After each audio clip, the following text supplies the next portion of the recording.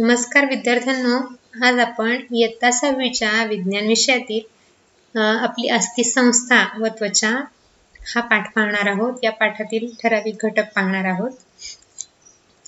Let's see the chapter that is our skeletal system and the skin of the standard 6 subject science.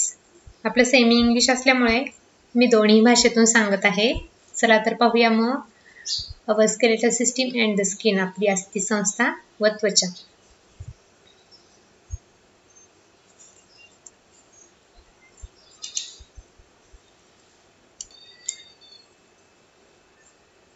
Look at here. This is a chapter, 8th chapter that is our skeletal system and the skin. आपली अस्थिसंस्था आणि त्वचा. याच्यामध्ये पहा, आपल्या शरीराचा एक साचा असतो, ठराविक ढाचा असतो की ज्याच्यामुळे आपल्या शरीराला आकार प्राप्त होतो, आपल्या शरीराला आधार मिळतो. तर याच्यामध्ये बोन्स जे आहेत, आपली स्केलेटल सिस्टीम आहे, ह्याच्याविषयी डिटेलमध्ये माहिती दिलेली आहे. कुठल्या कुठल्या प्रकारचे बोन्स असतात आपल्या शरीरामध्ये, स्केलेटल सिस्टीम कशा प्रकारे कार्य करते, नेमकं त्याचं फंक्शन काय आहे, हे आपल्याला या पाठातून सांगितलेलं आहे. चला तर मग सुरू करूया. Can you recall? पहा, मागच्या वर्षीच्या पाठामध्ये, मागच्या वर्षीच्या म्हणजे 6वीच्या अभ्यासक्रमामध्ये आपण थोडीशी 5वीच्या अभ्यासक्रमामध्ये आपण थोडीशी याच्याविषयी माहिती पाहिली होती. तर त्यावर आधारित काही थोडीशी माहिती इथे विचारलेली आहे, त्याची मला उत्तरे सांगा बरं तुम्ही. Which organ systems do you see in the figure alongside? या शेजारच्या फिगरमध्ये, आकृतीमध्ये तुम्हाला कोणती ऑर्गन सिस्टीम दिसतीये? ही कोणती ऑर्गन सिस्टीम आहे? लगेच लक्षात येईल तुमच्या. ही पचन संस्था आहे, डायजेस्टिव्ह सिस्टीम इथे दाखवलेली आहे. आणि त्याच्या शेजारीच पहा, हे स्केलेटल सिस्टीम आहे. आपण टीव्ही मध्ये पाहतो की हे असं हाडाचा सांगाडा दाखवला आहे, भूताचं काही चित्र वगैरे किंवा फिल्म दाखवायची असल्यावर अशा प्रकारच्या इमेजेस त्यांनी दाखवलेल्या असतात. परंतु हे आपलं स्केलेटल आहे. तुम्ही प्रयोगशाळेमध्ये पाहिलं असेल बघा. In the previous classes we have learned about some organ systems, their functions and their locations in our body. आपण पाहिलेलं आहे की त्या various types of organ system म्हणजे ज्या इंद्रिय संस्था आहेत त्यांची कार्य काय आहेत, विविध इंद्रिय संस्था, त्यांची कार्य, त्यांचं अस्तित्व आपल्या शरीरामध्ये कुठे असतं हे आपण पाहिलेलं आहे बघा. With the help of that complete the following table. त्याचाच आधार घेऊन आपल्याला हा फॉलोइंग टेबल म्हणजे हा खालचा तक्ता पूर्ण करायचा आहे. तिथं आपण दिलेला आहे नेम ऑफ द ऑर्गन्स दिले त्यांनी, हार्ट, लंग्स, इंटेस्टाईन आणि ब्रेन. हे जे 4 ऑर्गन्स दिलेले आहेत त्याचे फंक्शन्स आपल्याला शेजारी लिहायचे आहेत. तर आपण शिकलेलो आहे बघा, हार्ट काय काम करतं? Blood purification and pumping of blood. Okay, that is right here. Then body cavity, कुठल्या कॅव्हिटीमध्ये ते प्रेझेंट असतं सांगा? हार्ट कुठे प्रेझेंट असतं? चेस्टमध्ये. Okay, then lungs, function of the organ. लंग्सचं सांगा फंक्शन काय आहे? Air purification. Okay, body cavity कोणत्या कॅव्हिटीमध्ये असतं? ते पण चेस्टमध्ये असतं. ओके, नंतर इंटेस्टाईन. इंटेस्टाईन म्हणजे काय? आतडे, बरोबर आहे. तर त्याचं फंक्शन काय आहे? Digestion. Okay, then digest the food. नंतर ते कोणत्या कॅव्हिटीमध्ये येतं बघा? Abdominal cavity. ॲब्डोमेनमध्ये इंटेस्टाईन प्रेझेंट असतं. Brain, this is the main function, this is the main part of our body. हो की नाही? मेंदू हे खूप कार्यक्षम असतो मेंदू, आणि तो कुठे प्रेझेंट असतो आणि त्याचं कार्य काय आहे तुम्हाला माहितीच आहे. ब्रेनचं कार्य काय? थिंकिंग, आहे की नाही? आपण विचार करतो ते मेंदूच्या साहाय्याने करतो, आणि आपल्या शरीराचं पूर्ण नियंत्रण हे मेंदूवर आधारित असतं. मेंदू जशा सूचना देतं तर त्या प्रकारे आपले विविध ऑर्गन्स काम करतात. म्हणजे ब्रेनचं फंक्शन काय याचं? Thinking and control of all over the body. नंतर बॉडी कॅव्हिटी कोणत्या कॅव्हिटीमध्ये असतं? ते प्रेझेंट आपल्या स्कलमध्ये असतं. Okay, very good. Then the various organs are safe within the body cavity. बघा, आपले जे भरपूर इंद्रिय आहेत, जे शरीरातले इंद्रिय आहेत, ते सेफ राहतात. कुठे? आपल्या बॉडी कॅव्हिटीमध्ये, आपल्या शरीराच्या पोकळीमध्ये ते सेव्ह राहतात. The human skeletal is a protective shell for all internal organ. म्हणजे आपलं जे ह्युमन स्केलेटल आहे, जो मानवी सांगाडा आहे, ते एक प्रकारचं सुरक्षा कवच आहे आपल्या अंतरेंद्रियासाठी. बरोबर आहे की नाही? नारळामध्ये पण बघा कठीण कवच असतं आणि आतलं खोबरं आणि पाणी यांना सुरक्षित ठेवण्याचं काम कोण करतं? बाहेरचं नारळाचं कवच. त्याप्रमाणेच आपल्या शरीरातल्या सगळ्या इंद्रियांचं काम, इंद्रियांचं संरक्षण करण्याचं काम ही स्केलेटल सिस्टीम करते. बघा, sometimes when we fall while playing or have an accident, a bone in our arm or leg may get broken. पहा, काही वेळेला काय होतं, आपण जेव्हा पडतो खेळता खेळता किंवा आपल्याला लागतं, काही वेळेला अपघात होतो, त्यावेळेला आपलं हाताचं किंवा पायाचं हाडके काय होतं? ब्रोकन, म्हणजे मोडल्या जातं. तर त्याला काय म्हणायचं? हाड जेव्हा तुटतं तेव्हा त्याला म्हणायचं फ्रॅक्चर ऑफ द बोन, म्हणजे हाडांचा फ्रॅक्चर म्हणायचा. पण नेहमीच आपण पडलो आणि हाड फ्रॅक्चर झाला असं होतं का? नाही. काही वेळेला मुका मार लागतो, काही वेळेला तो भाग त्या भागाला वेदना होतात, काही वेळेला काय होतं, तो भाग सुजतो, आहे की नाही? मग फ्रॅक्चर कधी आपण ओळखायचं? A fracture in a bone causes severe and unbearable pain. म्हणजे आपल्याला ज्या वेदना होतात आणि the part with the broken bone swells immediately, म्हणजे त्या भागावर तात्काळ सूज येते, तेव्हा आपल्याला लक्षात येतं की ते काय झालेलं आहे? फ्रॅक्चर झालेलं आहे. मग आपण काय करतो? लगेच इमिजिएटली हॉस्पिटलमध्ये जातो. बघा, इथं चित्रामध्ये पण तो मुलगा कळवळून रडतोय, त्याला वेदना होत आहेत, त्याच्या पायाला आतून मार बसलाय, पण त्याला लक्षात येते का त्या फ्रॅक्चर आहे? आपल्यालाही नाही लक्षात येत. कधी लक्षात येतं मग ते? जेव्हा आपण दवाखान्यात जातो आणि डॉक्टर जेव्हा सांगतात की त्याचा काय काढायला लागेल, आपल्याला एक्सरे काढायला लागेल. मग एक्सरे काढल्यानंतर आपल्याला हे लक्षात येतं की तो फ्रॅक्चर आहे. बघा, your friend Smith with an accident and a bone in his leg is fractured, how will you help? बघा, तुमच्या मित्राचा जर अपघात झाला आणि त्याच्या पायाला फ्रॅक्चर झालं, त्याला लागलं भरपूर, तर तुम्ही काय कराल? काय कराल तुम्ही? त्याला तिथे सोडून द्याल का? नाही. मग तुम्ही काय कराल? त्याला अलगद उचलून हॉस्पिटलमध्ये नेऊ, आहे की नाही? मग जो पाय किंवा जो हात त्याचा फ्रॅक्चर झालेला आहे, तो आपण हलवू का? नाही. तो भाग, तो हात किंवा तो पाय आपल्याला स्थिर ठेवायचा आहे, जेणेकरून जर त्याला क्रॅक झालेला असेल, त्याला फ्रॅक्चर झालेला असेल, तर त्याला जास्त वेदना होऊ नये. बघा, after an accident prevent any movement of fractured part. जर अपघात झाला असेल तर तो फ्रॅक्चर्ड पार्ट आहे, त्याला त्याची हालचाल होऊ द्यायची नाही. Immobilise it and get immediate medical help. आणि लगेच तात्काळ तो स्थिर ठेवायचा आणि तात्काळ वैद्यकीय मदत घ्यायची. After going to the hospital and X-ray images taken of the part which is swollen. बघा, जो पार्ट सुजलेला आहे त्याचं लगेच काय करायचा? एक्सरे काढायचा. एक्सरे काढून घ्यायचा. मग एक्सरे म्हणजे काय? त्याचा शोध कोणी लावला? तर एक्सरे म्हणजे एक प्रकारचा फोटो असतो, जो शरीरातल्या इंटरनल ऑर्गन्सचा, त्या स्केलेटनचा निघतो. बघा, फोटो म्हणजे आपण सेल्फी काढतो, मोबाईलमध्ये फोटोज काढतो, तशा प्रकारचे फोटो नाही. हा ब्लॅक अँड व्हाईट फोटो असतो आणि तो फोटो क्षकिरण, एक्सरे म्हणजेच आपल्याला क्षकिरण म्हणायचं. मी तुम्हाला दाखवते त्याचा शोध. बघा, X-ray were discovered by William Conrad Roentgen. हे बघ,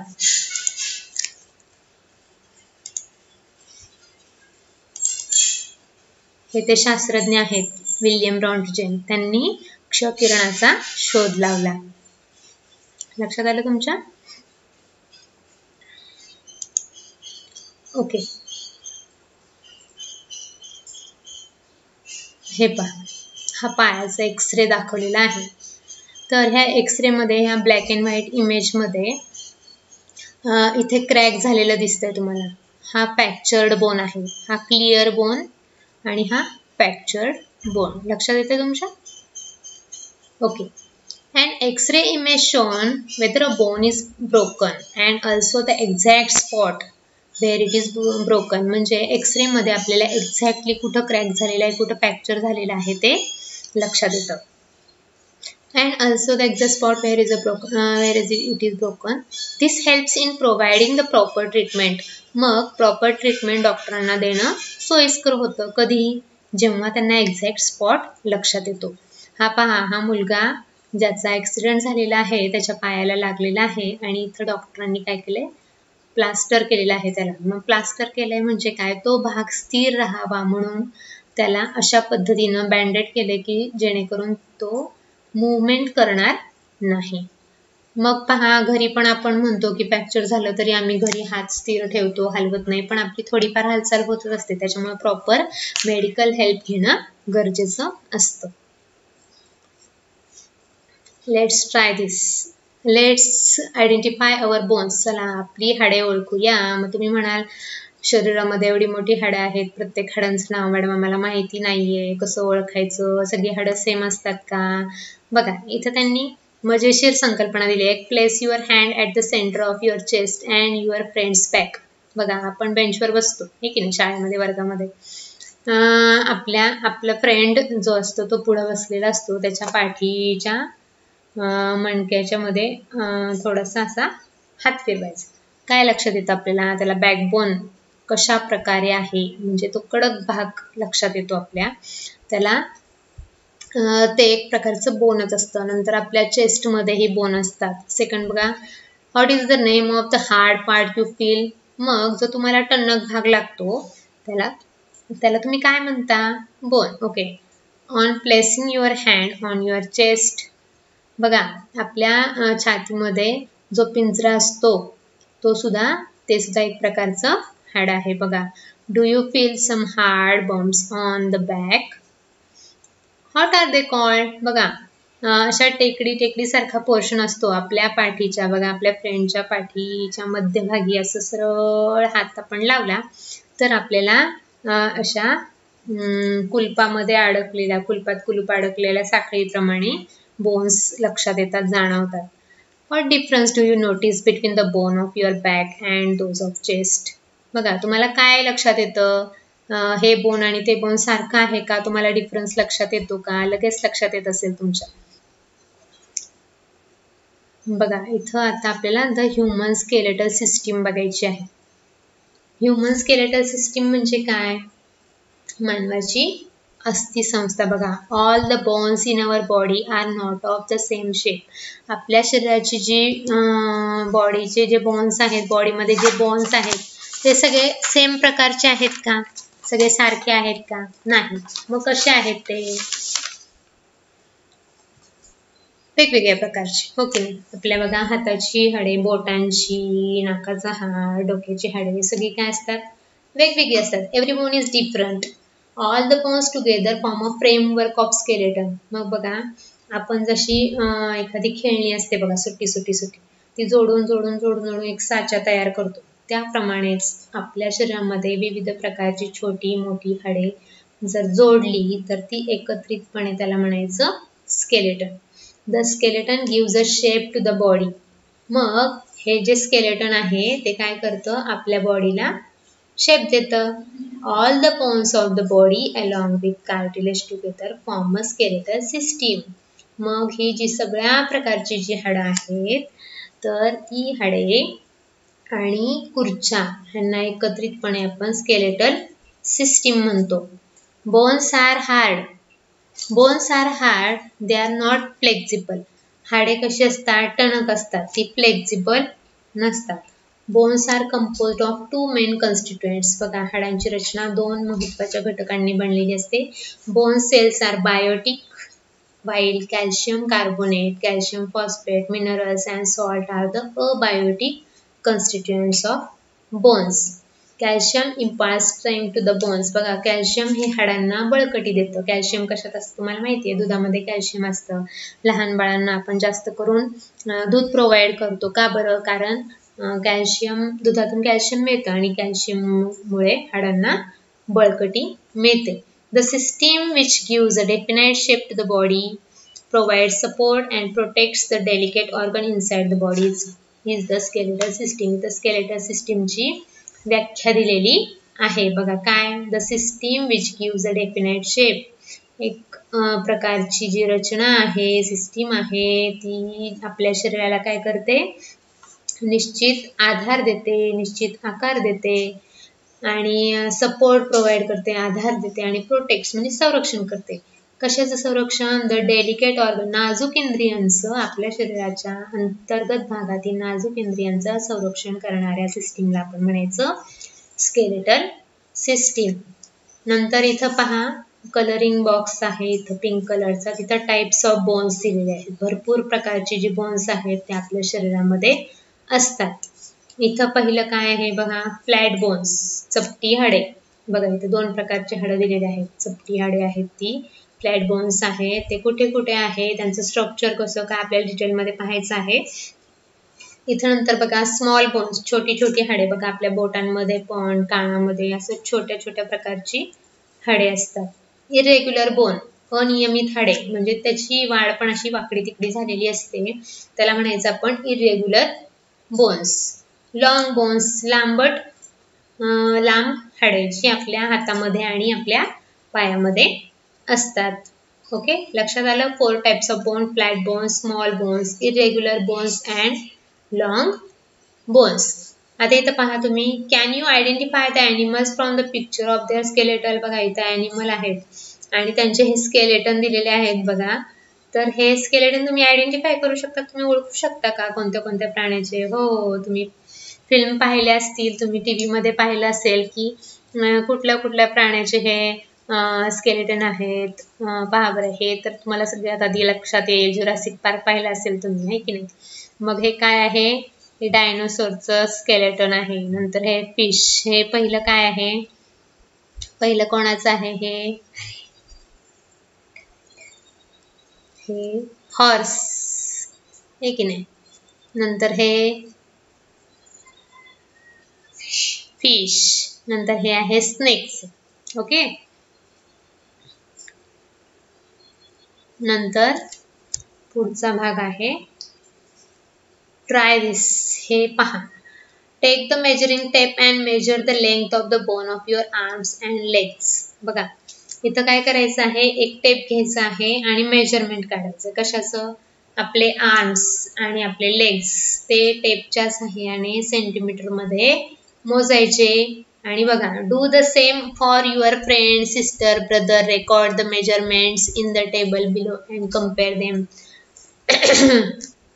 बघा, do the same for your friend, sister, brother म्हणजे सगळ्यांचे आर्म्स आणि लेग्सचे लेंथ घ्यायचे. सगळ्यांचे सेम येतील का? नाही येणार. का बरं नाही येणार? कारण तुमचे बहीण भाऊ छोटे असतात, काही मोठे असतात. सगळ्यांच्या हाडांची किंवा सगळ्यांच्या आर्म्स लेग्सची लेंथ सारखी नसते. तरी पण तुम्हाला इथं टेबलमध्ये ते मेन्शन करायला सांगितलेलं आहे. इथं बोन्स दिलेत, आर्म्स, आर्म बोन्स. इथं सेल्फमध्ये आपल्या आर्म्सची लेंथ लिहायची आहे. लेंथ ऑफ बोन्स इन सेंटीमीटरमध्येच लिहायची आहे. इथं फ्रेंड्सची लिहायची तुमची, नंतर ब्रदर आणि सिस्टरची लिहायची. नंतर बघा लेग बोन्स, इथं आपले सुरुवातीला आपल्या लेगच्या बोन्सची लिहायची, नंतर फ्रेंड्सच्या, नंतर ब्रदर आणि नंतर सिस्टर. ओके, नंतर इथं दिलेलं बघा खाली काय दिलंय? The human skeletal system can be divided into 2 parts. He human skeletal system आपली अस्थिसंस्था आहे ती 2 पार्ट्स मध्ये डिवाइड केलेली आहे. कोणत्या कोणत्या? The axial skeletal and the appendicular skeletal. The axial skeleton consists of the skull, the spine and the rib cage. बघा, अक्षीय सांगाडा म्हणायचा ह्याला. हा कशा कशापासून तयार झाला? स्कल. लक्षात ठेवायला सोपं आहे पहा. हे इथपासून वरच्या पोर्शन मध्येच आहे हे स्कल. नंतर स्पाइन मधला जो कणा आहे, स्पाइन अँड रिब केज, छातीचा पिंजरा. बघा 3 कोणते कोणते? Skull, spine and the rib cage. हे 3 जे पार्ट्स आहेत ते पार्ट्स कशामध्ये येतात? Axial skeleton. Okay, Which are the three parts in the axial skeleton? That is skull, spine and rib cage. Okay, then the appendicular skeleton. Okay, appendicular skeleton is made up of the bones of the upper and lower limbs. Upper and lower limbs, that is arms and legs on either side of the central axis. Central axisच्या दोन्ही बाजूला असणारे arms आणि legs जे आहेत ते कशामध्ये मोडतात? उपांग सांगाड्यामध्ये, म्हणजेच अपेंडिक्युलर स्केलेटल मध्ये. ओके, मग सांगा बरं एक्सियल स्केलेटन मध्ये which are the parts of axial skeleton? That is skull, spine and rib cage. Which are the parts include in appendicular skeleton? That is arms and legs. Okay, understand it? Okay, then the next is, as our body grows, the size and length of our bones increases. बघा, आपली जशी शरीराची वाढ होते तशी तशी आपल्या हाडांची पण साइज वाढत जाते. Such changes in the size and length can be seen in the children according to the age. बघा, लहान मुलांच्या वयोमानानुसार असे चेंजेस, असे बदल आपल्याला जाणवतात. However, the body continues, it grows only up to the certain limit. परंतु ती वाढ एका लिमिट पर्यंतच होत असते. असं आपण म्हणतो का 50 वर्षाचा माणूस आहे आणि 50 वर्षापर्यंत त्याची उंची वाढत गेली? नाही. मग ती ठराविक वयोगटापर्यंतच ती उंची, त्यांच्या हाडांची पण वाढ म्हणा, त्यांची उंचीची त्यांची ग्रोथ सुद्धा होत असते. The bones of taller people are longer. बघा, म्हणजे उंच जास्त उंचीचे लोक असतात त्यांची पण हाडं लांब लांब असतात आणि त्यांची बघा पायापासून खालची म्हणजे पायाची जी हाडं असतात ती जास्त लांब असतात. आता नंतर आपल्याला एक्सियल स्केलेटन डिटेलमध्ये पाहायचं आहे, परंतु हे तुम्हाला मी 3D ॲप्लिकेशनद्वारे व्यवस्थितपणे समजावून सांगणार आहे की जेणेकरून तुम्हाला लक्षात यावं आणि तुमच्या कायमस्वरूपी लक्षात राहावं. मी पुढचा व्हिडिओ जेव्हा करून टाकेल किंवा ह्याच्यानंतर जेव्हा सांगेल तेव्हा त्याच्यामध्ये हे 3D इमेजेस दाखवलेले असतील, स्कल, रिब केजच्या किंवा स्पाइनच्या, एक्सियल स्केलेटलच्या आणि अपेंडिक्युलर स्केलेटलच्या. ओके, मग तुम्ही जो झालेला हा पोर्शन आहे तो व्यवस्थितपणे परत एकदा वाचा